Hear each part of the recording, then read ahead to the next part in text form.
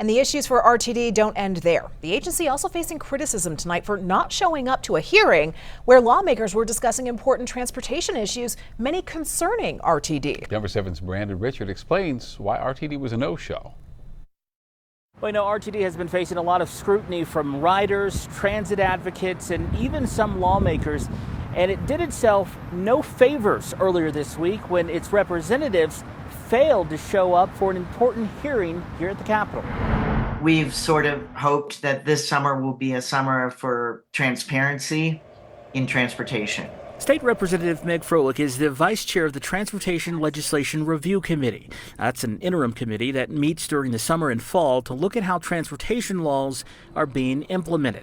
The committee held a hearing this past Tuesday and invited RTD to attend to answer questions along with other transportation leaders, but RTD said no one was available due to scheduling conflicts. RTD in general is statutorily obligated to come to this committee and give their report, which they do every summer.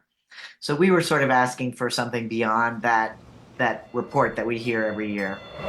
And we were asking for them to specifically address some of these outside reports that they hired someone to do. One report they wanted to ask about was an organizational assessment released in June, which said RTD's structure, staffing approach, and leadership dynamics did not allow the agency to function in an optimal manner. In a letter to the committee sent a few days before the hearing, RTD CEO Deborah Johnson said consultants RTD hired for that report were not at liberty to discuss RTD work product without her approval.